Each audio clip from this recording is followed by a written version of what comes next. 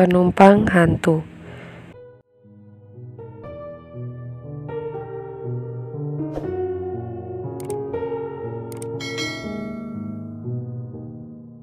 Semua nama, waktu, dan tempat dalam cerita ini disamarkan. Mohon maaf jika ada kesamaan.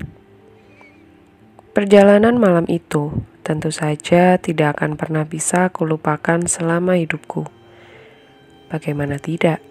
Perjalanan yang seharusnya berjalan dengan baik-baik saja, malam itu berubah menjadi tidak biasa sejak aku menyadari jika seseorang yang ada di sampingku saat itu ternyata bukanlah manusia, melainkan makhluk yang tak kasat mata. Benar sekali, cerita ini memang sulit untuk dipercayai.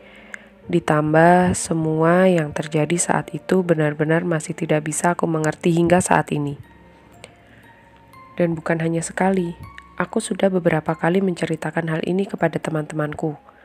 Namun sayangnya, mereka tidak ada yang percaya dengan semua itu karena selain tidak adanya bukti, waktu itu mereka menganggap aku sedang dalam keadaan tertekan yang akhirnya membuat hal yang tidak ada menjadi seolah-olah ada dan menurut mereka semua itu hanyalah perasaanku saja. Tapi pada kenyataannya, semua itu memang benar-benar kualami dan benar-benar terjadi. Masih sangat teringat jelas di kepalaku. Malam itu, aku hendak melakukan perjalanan dari Kulon Progo DIY menuju ke kampung halamanku yang ada di Probolinggo, Jawa Timur. Telepon dari orang tuaku yang mengabarkan jika saudaraku tiba-tiba meninggal dunia, membuatku mau tidak mau malam itu harus pulang ke rumah entah bagaimanapun caranya. Meskipun aku tahu jika malam itu tempat kerjaku di Kulon Progo, tidak ada satupun orang yang bisa kuajak untuk menemani perjalananku karena semua orang yang ada di kantorku saat itu sedang tur dalam kota. Karena perlu kalian tahu, aku memang bekerja di salah satu agen tour and travel yang beroperasi di daerah istimewa Yogyakarta. Dan singkat cerita, karena aku harus hadir di saat pemakaman saudaraku yang akan dilakukan esok hari, akhirnya tanpa pikir panjang, malam itu aku pun pulang ke kampung halamanku seorang diri.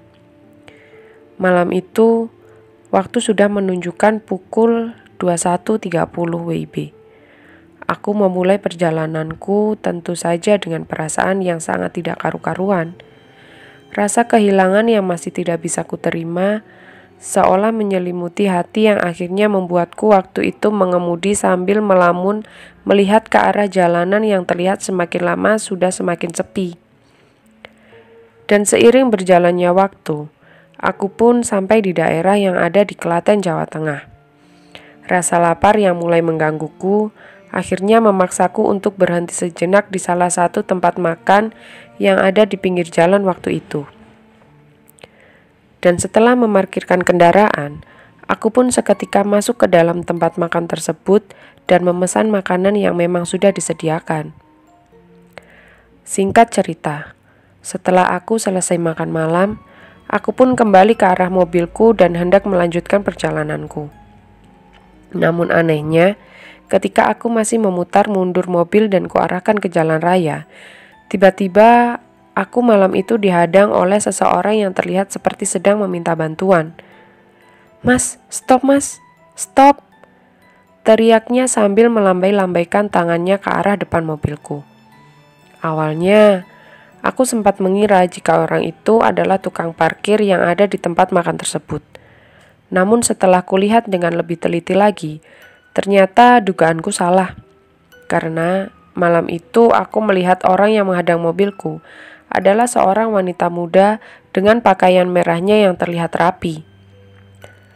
Dan setelah mobilku berhentikan, aku pun dihampiri oleh wanita tersebut di jendela pintu yang memang berada tepat di sampingku.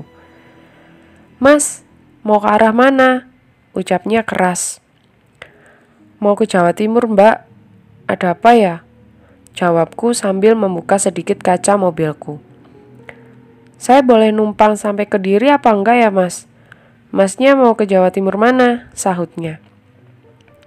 Oh iya mbak, silakan. Saya mau ke Probolinggo, jawabku sopan. Entah apa yang ada di pikiranku saat itu.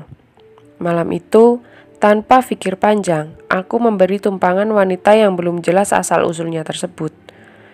Dan singkat cerita, setelah wanita itu masuk ke dalam mobilku, aku pun seketika melanjutkan perjalananku dengan sesekali melirik ke arah wanita yang duduk tepat di sampingku tersebut.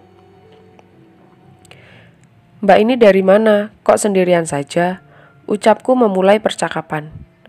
Saya mau pulang mas, jawabnya singkat dengan nada suara yang sedikit lirih. Asli Kediri ya mbak? Kok jauh banget sampai sini? Mbak kerja di sini ya? Imbuhku. Enggak mas. Mas namanya siapa? Ucapnya mengalihkan pembicaraan. Saya Dimas mbak. Mbaknya siapa? Jawabku sopan. Saya Mirna mas, sahutnya. Oh iya mbak Mirna, salam kenal ya, ucapku. Iya mas, jawabnya singkat. Selama perjalanan, tentu saja aku terus mencoba mengajak ngobrol mbak Mirna. Karena selain agar aku tidak merasa ngantuk, semua itu kulakukan agar aku juga tidak bosan berada di dalam kendaraan. Namun sayangnya, setiap kali aku mengajak untuk berkomunikasi, wanita yang mengaku bernama Mirna tersebut hanya menjawab dengan singkat, seolah tidak nyaman jika diajak untuk berbicara. Mengetahui hal itu, aku pun seketika diam dengan tidak lagi terlalu banyak tanya, karena aku pun takut menyinggung perasaannya. Dan tidak beberapa lama kemudian, bau parfum mobilku yang biasanya tercium sedap, malam itu tiba-tiba berubah menjadi bau bunga melati yang entah dari mana datangnya. Dan tidak berhenti di situ saja. AC mobil yang sebelumnya terasa sangat dingin pun malam itu seolah menjadi tidak berfungsi karena di dalam mobilku saat itu hawa yang kurasakan adalah hawa panas yang tidak seperti biasanya. Kok jadi panas gini sih, pikirku.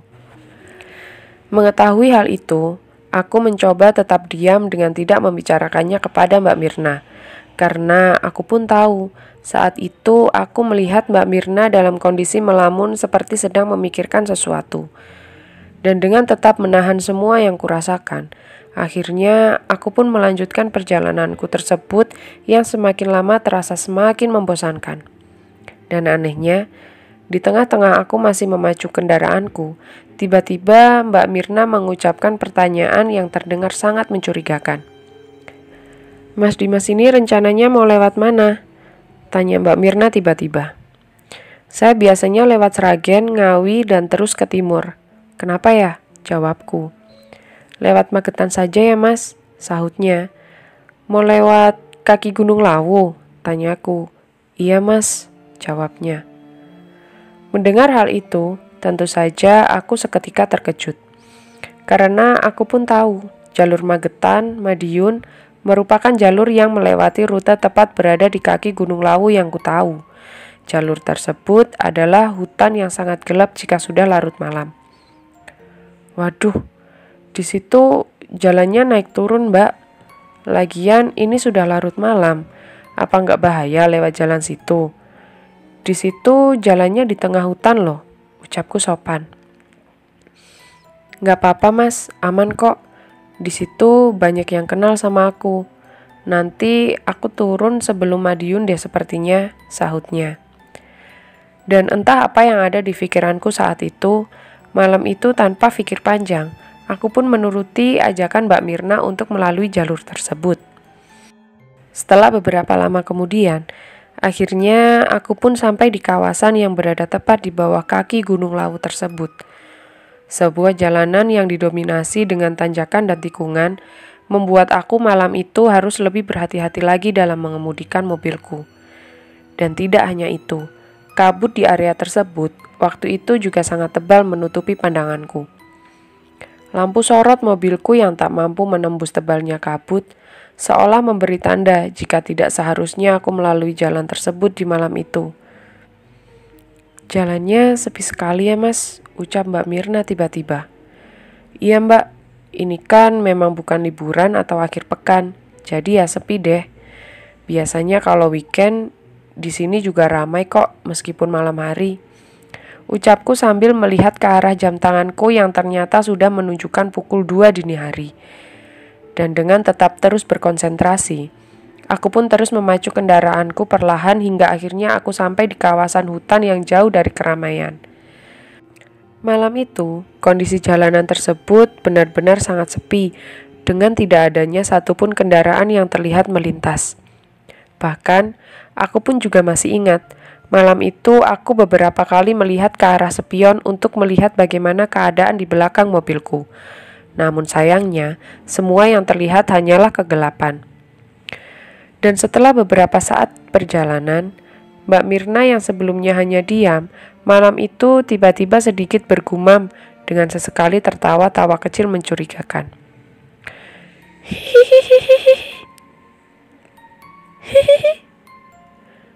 Ucap Mbak Mirna dengan sesekali menggeleng-gelengkan kepalanya. Orang ini kok aneh ya? Ucapku dalam hati sambil melirik-lirik ke arah Mbak Mirna yang saat itu terlihat tidak terlalu jelas karena keadaan yang memang sudah gelap gulita. Dan tidak berhenti di situ saja. Di tengah-tengah jalanan yang terlihat sangat sepi, Mbak Mirna tiba-tiba sesekali menoleh ke arah luar dengan membuka kaca mobilku seolah-olah sedang menyapa seseorang. "Hei, ngapain di situ? Hai!" teriak Mbak Mirna dengan sebagian kepalanya sudah dikeluarkan dari dalam mobilku.